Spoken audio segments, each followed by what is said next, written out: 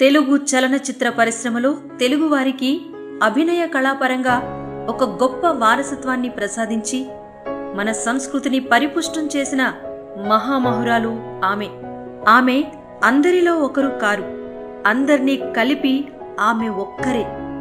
ఆమె మహానటి సావిత్రి. గుంటూరు జిల్లా తాడేపల్లి మండలం చిర్రావూరులో 1936 జనవరి 4న గురవయ్య సుభద్రమ్మ దంపతులకు రెండవ సంతానంగా జన్మించారు సావిత్రి. 6 నెలల వయసున్నప్పుడే తండ్రి చనిపోయాడు. దీంతో కుటుంబం అనాథలా మారింది. సావిత్రి, ఆమె అక్కగారు ఇద్దరూ అక్కడి కస్తూరిబాయి మెమోరియల్ స్కూల్లోనే చదువు కొనసాగించారు. అయితే వాళ్ళు బడికెళ్లే దారిలో ఓ డాన్స్ స్కూల్ ఉండేది. తిరిగి వచ్చేటప్పుడు నాట్యం చేసే పిల్లల్ని చూసేది సావిత్రి. ఎవ్వరూ నేర్పకుండానే 8 ఏళ్లకే నాట్యగత్తెలా మెడ తిప్పడం వచ్చేసింది. ఆ చిన్న వయసులోనే చూసిన వారెవ్వరూ సావిత్రి మీద నుంచి చూపు మరల్చుకునేవారు కాదు. అంతటి అందం ఆమె సొంతం. అందంలో రకాలున్నాయి. పురుషులలో తుచ్చమైన శారీరక మోహాన్ని రగిల్చే అందాలు కొన్ని. చూడగానే పూజ్య భావాన్ని కలిగిస్తూ ఇలాంటి అక్కో చెల్లో నాకుంటే బావుండు అనిపించే అంతటి కళతో ఉజ్వలంగా వెలిగిపోయే అందాలు కొన్ని. మహానటి సావిత్రి అందం ఇక్కడ 2వ శ్రేణికి చెందింది. ఆ రోజుల్లోనే అరుణోదయ నాట్యమండలి అనే నాటకాల సంస్థ వారు ఆ పాఠశాలకొచ్చి తమ సంస్థలో వేషం కట్టడానికి బావుందని చెప్పి సావిత్రిని తమ వెంట తీసుకెళ్లారు. స్వతహాగా కళలంటే ఆసక్తి ఉన్నప్పటికీ సావిత్రి ఆ రోజుల్లో నాటకాల కంపెనీలో చేరటానికి ప్రధాన కారణం ఇంటి ఆర్థిక పరిస్థితులు బాగాలేకపోవటం, పెద్దనాన్నకు సహాయం చేయాలి అనుకోవటం. ఈ నాటకాల గొడవలో పడి ఆమె చదువు సరిగ్గా సాగింది లేదు. 8వ తరగతితో ఆపేయాల్సొచ్చింది. ఆపేస్తేనే నాటకాల ద్వారా ఆమెకు బాల్యంలోనే కొంగర జగ్గయ్య, ఎన్టీ రామారావు లాంటి వాళ్లతో పరిచయాలు కలిగాయి. ఆ రోజుల్లో ఆ మహానటులు అప్పటికింకా సినిమాల్లో స్థిరంగా కుదురుకోలేదు. పెద్దయ్యాక ఈ పరిచయాలే ఆమెను ఉన్నత శిఖరాలకు తీసుకెళ్లాయి. 1948లో కాకినాడలో నాటకాల పోటీలు జరిగినప్పుడు సావిత్రి కూడా వెళ్లి పాల్గొంది. అప్పుడు అక్కడికి ప్రముఖ హిందీ హీరో పృథ్వీరాజ్ కపూర్ వచ్చాడు. ఆయన సావిత్రిని చూసి చాలా ముచ్చటపడి మహానటి అవుతావమ్మా అని ఆశీర్వదించారట. నాటకరంగం క్రమక్రమంగా క్షీణిస్తోందని గమనించి 1948లో ఆమెను మద్రాసు తీసుకెళ్లి సినిమాల్లో చేర్చాలని వాళ్ల పెద్దనాన్నగారు తీవ్రంగా ప్రయత్నం చేసి విఫలమయ్యారు. ఆ రోజుల్లో సినిమా అంటే ఏడాది పాటు తీసేవారు. కనుక వీళ్లు వెళ్లేసరికి చాలా సినిమాలకు పాత్రధారులు నిర్ణయమైపోయేవారు.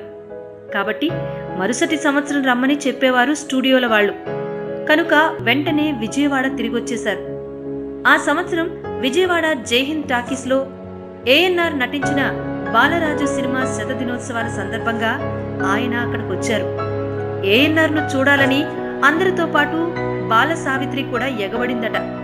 జనరద్దీ తోపులాటలో ఆ పక్కనే ఉన్న మురిక్కాలువలో పడిందట. అనంతర కాలంలో ఆమె అనేక చిత్రాల్లో ఏఎన్ఆర్ పక్కన నటించాల్సి రావటం, విధి చేయు వింతలంటే బహుశా ఇవేనేమో. సావిత్రికి మొట్టమొదటి సినిమా ఛాన్స్ అగ్ని పరీక్ష అనే చిత్రం ద్వారా 1949లోనే వచ్చింది. కొన్ని సన్నివేశాలు తీసి చూసుకున్నాక పిల్ల మరీ చిన్నగా అనిపిస్తోందని, ఆ పాత్రకు సరిపోదని భావించి ఆ ఒప్పందాన్ని రద్దు చేసుకున్నారు నిర్మాతలు. అంతే, ఇహ మళ్లీ ఆ ఏడాదంతా ఖాళీయే. ఆ మరుసటి సంవత్సరం ఏఎన్ఆర్తో తీస్తున్న సంసారం అనే సినిమాకు తీసుకున్నారు. కానీ భయంగా నటిస్తోందని గమనించి అప్పటిదాకా తీసిన సన్నివేశాల్ని కూడా రద్దు చేశారు. ఆ పాత్రను పుష్పలతకు ఇచ్చేసి మొదట్నుంచి మళ్లీ సినిమా తీశారు. సావిత్రిని జూనియర్ ఆర్టిస్టుగా మార్చేశారు. అందువల్ల ఆ తర్వాత వచ్చిన పాతాళ భైరవిలో కూడా సావిత్రి జూనియర్ ఆర్టిస్టుగానే ఒకే ఒక్క డాన్స్ బీట్కు పరిమితం కావాల్సొచ్చింది. ఆ తర్వాత 1950లో రూపవతి సినిమాలో తక్కువ నిడివిగల ఒక వ్యాంప్ పాత్ర వచ్చింది. ఈ 2 సినిమాలు మరుసటి ఏడాది గాని విడుదల కాలేదు. ఇలా సినీ పరిశ్రమలో ఎదురైన పరిణామాలు సావిత్రిని, ఆమె కుటుంబాన్ని ఎంతో నిరాశపరిచాయి. కాని 1951 కల్లా ఆమెకు నిజంగానే దశ తిరిగింది. ఆ ఒక్క ఏడాదిలో ఆమెను 2వ హీరోయిన్ గాను, ప్రధాన నాయికగాను పెట్టి వరుసగా పెళ్లి చేసి చూడు, పల్లెటూరు, ఆదర్శం, ప్రియురాలు, శాంతి, సంక్రాంతి అనే సినిమాలు తీశారు. అంతే, ఇక అక్కడి నుంచి వెనక్కు తిరిగి చూసిందే లేదు. పెళ్లి చేసి చూడు సినిమా ఆమె సినీ జీవితంలో ఓ కీలక మలుపు. 1953లో వచ్చిన దేవదాసు పెద్ద సంచలనం. సావిత్రికి చక్కని అభినేత్రిగా పేరు తెచ్చిపెట్టిన సినిమా మిస్సమ్మ. తెలుగు చిత్ర చరిత్రలోనే అజరామరం అనదగిన మాయాబజార్ చిత్రంలో ఆమె అసమాన నటనా వైదుష్యం ఆమె కీర్తి పతాకంలో ఒక మణిమకుటం. అది మొదలు ఎన్నో వైవిధ్య పాత్రలను తనకే సాధ్యం అనే రీతిలో పోషించి వాటికి ప్రాణ ప్రతిష్ఠ చేశారు. మూగ మనసులు, నర్తనశాల, గుండమ్మ కథ, రక్త సంబంధం, ఇలా చెప్పుకుంటూ పోతే ఎన్నో పాత్రలు. 2.5 దశాబ్దాల పాటు తెలుగు, తమిళ చిత్రరంగంలో మకుటం లేని మహారాణిలా వెలిగిపోయింది మహానటి. సాంప్రదాయిక పాత్రలు చేస్తూ నిజ జీవితంలో కూడా సాంప్రదాయకంగానే ఉన్న సావిత్రి సాధించిన ఆర్థిక విజయాలు సైతం తక్కువేమీ కాదు. ఆ రోజుల్లో హీరోల తర్వాత అంతటి పారితోషికం తీసుకున్న ఏకైక నటి సావిత్రి. కొన్ని సినిమాలకైతే హీరోతో సమానంగా పారితోషికం తీసుకునేవారు. బ్యాంకు మేనేజర్ల నెల జీతం 200 రూపాయలు మాత్రమే ఉన్న రోజుల్లోనే సావిత్రి రోజువారీ సంపాదన 5,000 రూపాయలు. ఆమెకు మద్రాసులో కోట్లాది రూపాయల విలువ చేసే 4 బంగళాలు, కొడైకెనాల్లో ఒక గెస్ట్ హౌస్, విజయవాడలో 2 బంగళాలు, హైదరాబాద్లో ఒక బంగళా, కృష్ణా జిల్లాలో విజయ్ స్పిన్నింగ్ మిల్స్ పేరుతో ఒక పరిశ్రమ, ఒక వ్యవసాయిక ఎస్టేట్, మద్రాసులో సావిత్రి ప్రొడక్షన్స్ అనే సినిమా కంపెనీ ఉండేవి. ఇంట్లో ఎప్పుడూ ఆ రోజుల్లోనే 6 కార్లుండేవి. ఇవన్నీ ఆమె కష్టార్జితమే. సావిత్రి చాలా తెలివిగల మహిళ. ఎక్కువగా చదువుకున్నప్పటికీ జీవితం ఆమెకు ఎంతో నేర్పించింది. మాతృభాష అయిన తెలుగు మీద గట్టి పట్టు ఉండటమే కాక తమిళ, హిందీ భాషల్ని సైతం మాతృభాష అంత ధారాళంగా మాట్లాడేది. ఇంగ్లీష్ కూడా స్వయం కృషితో అభ్యసించింది. ఇంగ్లీష్ పత్రికల వారికి ఇంగ్లీష్లోనే ఇంటర్వ్యూలు ఇచ్చేది. దేశంలో ఏ నటి అనుభవించనంత గొప్ప సామాజిక గౌరవాన్ని పొందింది సావిత్రి. ఆమె ఆ రోజుల్లో శ్రీ వెంకటేశ్వర విశ్వవిద్యాలయం సినేట్ మెంబర్గా ఉండేది. ప్రత్యేకంగా ధ్వనించే ఆమె కారు హారన్ విని మద్రాస్ రోడ్ల మీద జనం సావిత్రి సావిత్రి అంటూ వాళ్లంతటా వాళ్లు పక్కకు తొలగి దారిచ్చేవారట. కాసు బ్రహ్మానందరెడ్డి గారు ఆంధ్రప్రదేశ్ ముఖ్యమంత్రిగా ఉన్నప్పుడు హైదరాబాద్లో సావిత్రికి గజారోహణ సమ్మానం జరిగింది. ఆమెతో పాటు ఆమె భర్త జీజీని కూడా కూర్చోబెట్టి ఊరేగించారు. ఆ ఊరేగింపులో సావిత్రి అధిరోహించిన ఏనుగు వెంట రోడ్ల మీద రాష్ట్ర ముఖ్యమంత్రి, కేబినెట్ సభ్యులు నడిచారు. భర్త కూడా సినీ నటుడే, అయినా ఆయన నుంచి వచ్చిందేమీ లేదు.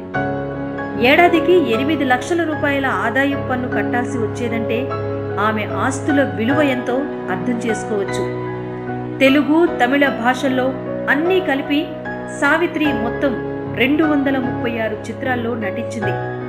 వీటిలో తన భర్త అయిన జమినీ గణేశన్తో నటించినవి 45 సినిమాల దాకా ఉన్నాయి. పెరిగిన వయసుతో అవకాశాలు తగ్గినప్పటికీ స్త్రీ పాత్రలకు ఆమె జీవం పోసిన విధానం ఆ తరువాత వచ్చిన హీరోయిన్లందరికీ ఒక వరవడిగా, పాఠ్య పుస్తకంలా మారింది. మొదటిసారి సినిమా ఛాన్సుల కోసం ప్రయత్నం చేసిన సందర్భంగానే, అంటే 13 ఏళ్ల వయసులోనే సావిత్రి జమినీ గణేశన్ను మొదటిసారి చూసింది. ఆయన యువకుడు, అందగాడు. అప్పటికింకా తమిళ హీరో కాలేదు. జమినీ స్టూడియోలో స్టిల్ ఫోటోగ్రాఫర్గా ఒక చిరుద్యోగం చేస్తూ ఉండేవాడు. ఆయనకు అలమేలు, పుష్పవల్లి అని 2 భార్యలు, పిల్లలు కూడా. సావిత్రికి స్టిల్ ఫోటోలు తీసింది ఆయనే. ఆయన ఆమెకు తీసిన ఫోటోల సంగతి ఎలా ఉన్నా ఆయన రూపం మాత్రం సావిత్రి మనస్సు అనే ఫిల్మ్ మీద శాశ్వతంగా ముద్రించుకుపోయింది. ఎన్ని సంవత్సరాలు పోయినా ఎక్కడున్నా జీజీని జ్ఞాపకం చేసుకునేది. అందుకే 1953లో చిన్న వయసులోనే 18వ ఏటనే ఎవ్వరికీ చెప్పకుండానే ఆయన్ను రహస్యంగా పెళ్లి చేసుకుంది. అయితే ఈ విషయాన్ని వారు 3 ఏళ్ల తర్వాత ప్రపంచానికి వెల్లడించారు. నిజానికి 1953 నాటికే ఆమె దక్షిణ పథాన ఒక స్టార్గా వెలుగొందుతోంది. కనుక ఈ వార్త సహజంగానే దేశంలో గగ్గోలు పుట్టించింది. జీజీకి మూడో భార్యగా సావిత్రి అని శీర్షికలు పెట్టాయి పత్రికలు. అయితే అప్పట్లో ఏకపత్ని వ్యవస్థ లాంటి చట్టాలేవీ లేవు కనుక సమస్యేం రాలేదు. ఒకవేళ తలెత్తినా సావిత్రి తాను నమ్మిన దానికే నిలబడే మనిషే తప్ప లోకాన్ని లెక్క చేసే తత్వం కాదు.